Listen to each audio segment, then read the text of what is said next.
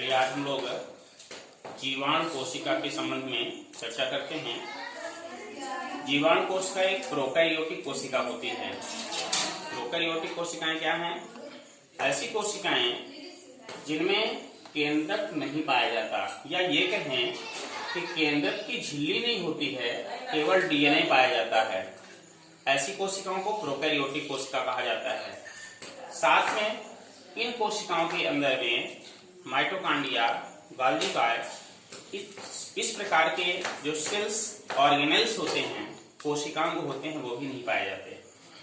तो जीवाणु कोशिका में हम देख रहे हैं कि सबसे बाहर एक आवरण पाया जाता है।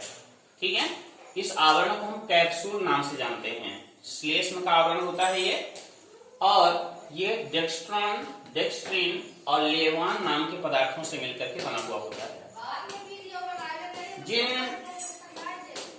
बैक्टीरियल सेल्स में इस प्रकार का कैप्सूल पाया जाता है, ऐसे बैक्टीरिया को कहते हैं कैप्सुलेटेड बैक्टीरिया, और यही बैक्टीरिया रोग उत्पन्न करने वाले होते हैं।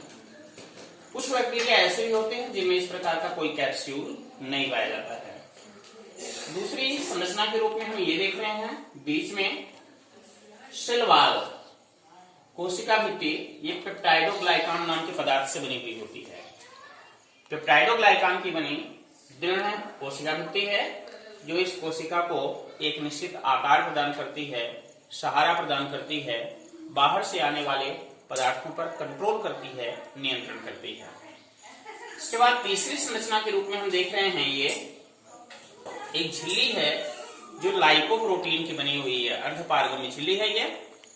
लाइपोप्रोटीन यानी लिपिड और प्रोटीन से मिलकर के बनी हुई संरचना है ये।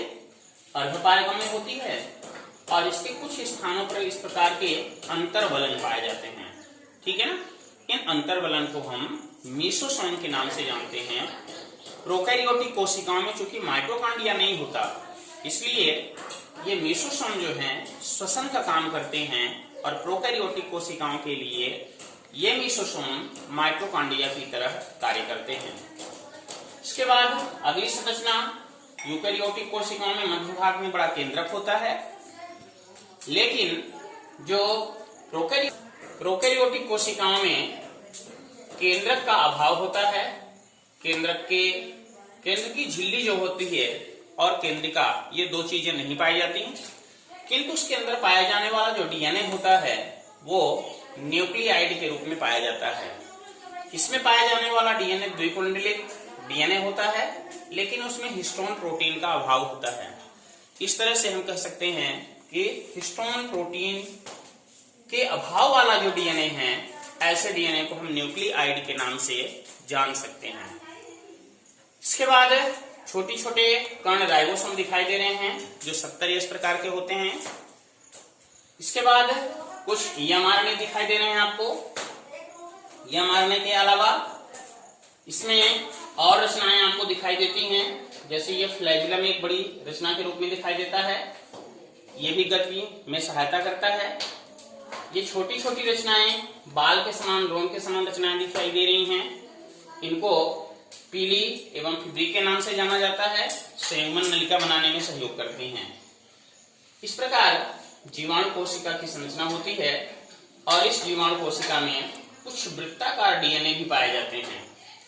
इन वृत्ताकार डीएनए को हम प्लाज्मिड के नाम से जानते हैं।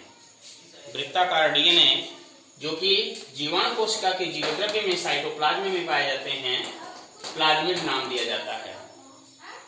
प्लाज्मिड वृत्ताकार डीएनए है, स्वद्विगुणन की क्षमता होती है, और ये 3 प्रकार के होते हैं, एफ कारक, कोल कारक, आर कारक। एफ कारक जो होते हैं वो फर्टिलाइजिंग क्रिया से संबंधित होते हैं, जनन की क्रिया से संबंधित होते हैं।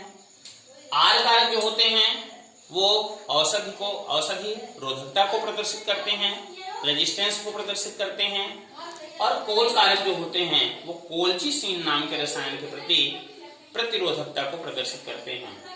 इस प्रकार जीवाणु कोशिका की संरचना होती है।